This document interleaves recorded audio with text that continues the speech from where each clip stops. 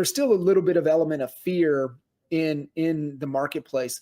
How are you like conveying, what's the message? How are you, really, emphasizing them to move from fear and move into action and not become paralyzed by it? Yeah, I mean, we talk to our agents every single day about this, right? We are, you know, we're a realist. We know listings are sitting a little bit longer, right? But like yesterday, we're having an appraisal class to teach, teaching our agents, like, look, this is where skill, you really got to sharpen up your skill. And that skill is going to give you that confidence, right? To be able to have those conversations with sellers more, this is more than just marketing. This is more than just putting a sign in the yard. This is about, are you serious about selling in this market? Right. These are the conversations we have to have. And if you feel a little, kind of like nervous about having those conversations, leverage the leadership that you have here. We're role playing these conversations a lot. I'm helping them understand that, hey, creative finance, there's so many conversations that you have to have at the listing appointment now that, I mean, the conversation is different at the listing appointment right now. 100%. Conversation has to be different because Mhm. it's not sexy to have a bunch of stale listings, right? Though, when I was listing homes, 75 to 100 homes a year Yeah. my little system, my rinky dinky broken system, it was in a market where properties were sitting. Yeah. So I had to have a winning Wednesday conversation with my sellers to talk about strategy. So at the listing appointment, it was always like, we're going to set you up with the best strategy to help you win in this market. And if every Wednesday we're going to determine, are we set up to win in for the next, to sell your home? And if we don't come out the gate strong, then we got to continue to, we got to talk about it. But 100%. the conversations at the initial listing and the initial appointment or consultation or whatever it is that you want to call it is like, we're going to have these conversations. If we don't, like, we can avoid them. And these are all the things we can do avoid, but certain things that are out of our control. But leaning into the fact. So when I'm talking to my agents, I'm like, you just got to have the mindset that you are the expert, right? We're here on Expert Mentors, right? You are the expert. You are here to Spot on. coach them. You are here to guide them and have these conversations that are really important because there are people that need to sell right now. And yeah, I love Jill Biggs's. She's going viral right now with her billboard. My team sold 525 homes. Your cousin sold 2 last Yeah. year. List responsibly. And as a team, we tell our agents, like, leverage the team credibility, right? Yeah. You leverage the team. Do not go on a listing appointment without one of our listing experts to, mentors to be there Because for you. there's so many things in the conversations on the front end that have to happen. If not, you're setting yourself up for failure. And it's funny, I loved what you said, V, that I want everybody to make sure that they catch. So there's this kind of this this axis of where we find flow, right? You'll resonate with this, right? Because we know when we get into a state of flow, and where flow happens for us is when our capabilities, our skills are in alignment to the challenge at hand, Yep. right? And when the challenge is really low, that's where we tend to get bored. Yep.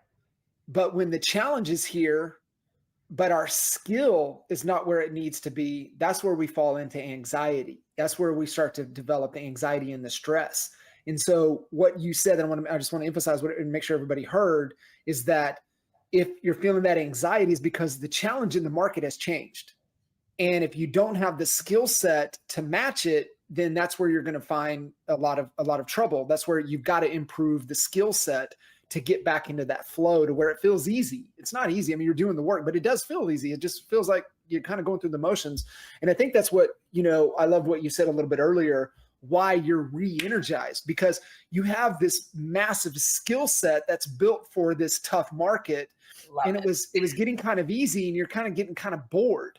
I And mean, you're I'm looking for different challenges. jacked about it, because when agents don't realize, if you take on all these listings that are, like, let's just say, overpriced, sellers are not realistic.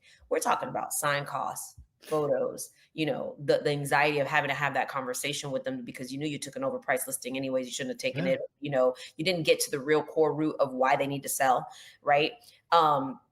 But, when I'm talking to my agents, I'm like, we want to work, there's a qualification process to work with us right now.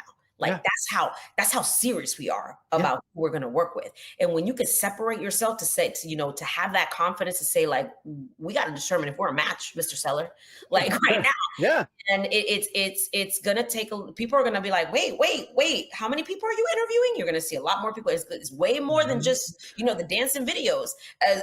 Right now it's going to have to be like you said, that conversation of course, those hard conversations, sharpening your skills, having the best marketing strategy. But I am having fun in this market. Hell yeah. I'm having a lot of fun in this market. I was looking at our numbers. Here's the thing.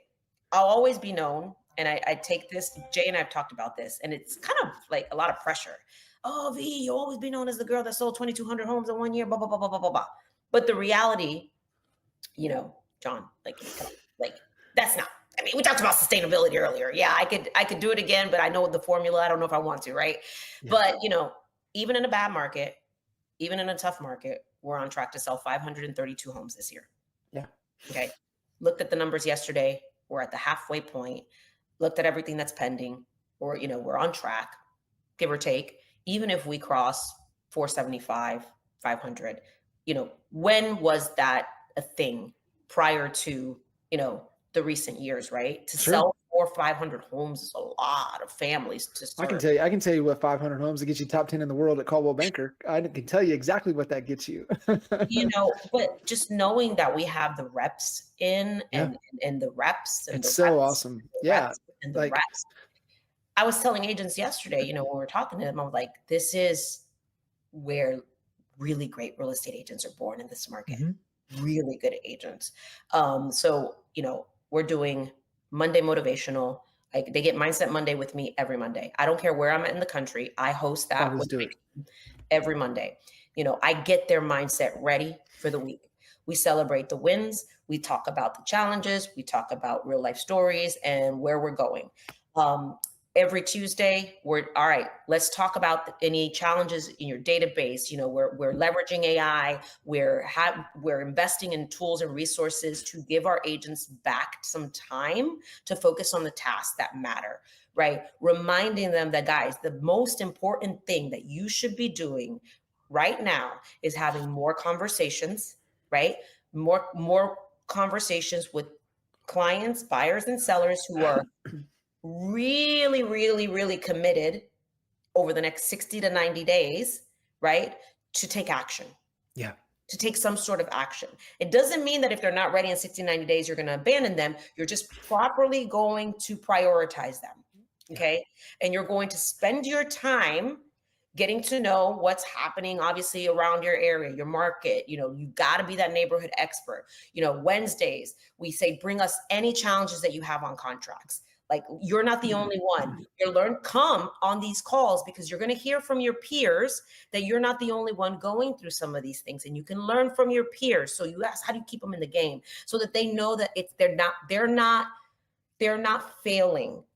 The beautiful thing, kind of what you're breaking down there, V, is you're not allowing people to disappear. You're kind of like show up, right? We're gonna have the necessary conversations throughout the cadence of the week, but you got to show up. You can't, and it's not allowing them to just disappear. I always think of like the Homer Simpson meme where he disappears into the shrubs. You just can't let them, because they will, right? If you don't Oh, keep no, them no. engaged, they'll Look, just fade away. VP of Ops is here. So we track everything. How many team meetings did you come to? How many huddles did you attend? And then if they're not meeting the standard, we have a plan where we're reaching out. We have a pulse check. Hey, let's talk about this. Currently not meeting probably the standards of the team. We're going to put you on a 30-day performance plan because we want you to be successful. Where do you want your income level to remain? Do you want it to stay the same? Do you want it to improve? Do you want to just survive? And we need, and some right now, even if Yeah, it's let's just go. paying your bills, right? So we're having these conversations with our agents, but it's like we have steps for them to follow for them to be successful. Like, look, if you follow this, I know it's going to get tough, but you got a community of people here that are doing it with you. Let's celebrate the wins. We're not measuring you because you may not have a kick-ass quarter. We're measuring you and holding you accountable because that's why you partnered with us, to help you celebrate the process and help you understand, like, you're putting in the reps. You're putting in the reps. That's Okay? it. That's all you got to do. Man, I just had a girl come back to our team. She left EXP. She went to LPT. She got on a team that offered a better split on flex and all this other stuff. And you had, every once in a while you have that little mass exodus to my fellow team leaders. And, she came back. She just did a post today. Shout out to Tamara.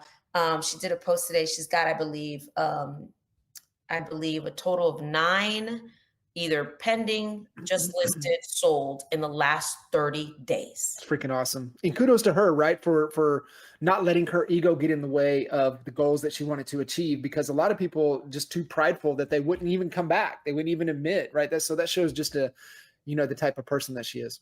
In the office yesterday, I'm walking, I'm listening to my team. We're having the appraisal workshop. In comes Eric Maganda, young cat, love him to death. He's super sweet, was on our team, started his career with us, left, came back. I mean, he's a killer. He's a killer. He's walking in with 3-4 lock boxes that he just took off the list. And he's like, I just came from another showing. He's all sweaty. We're high-fiving. And he's another comeback story, right? But what he said to me, he's like, Vero, this is the market that you need to be surrounded by people that will show you the way. And the way is not necessarily a magic pill. It's that will show you what it takes to be a true professional in this market. He says, we're constantly putting ourselves in opportunities to have more conversations, to have more at-bats, to learn, to educate. I tell him, it is your responsibility to be an expert. I could just only lead you a certain way. I can't think for you. But if you stick around long enough, you will be a badass. And I just love hearing these comeback stories, right? The humility within them. I've got more people on my team that I think most people have that are comeback stories.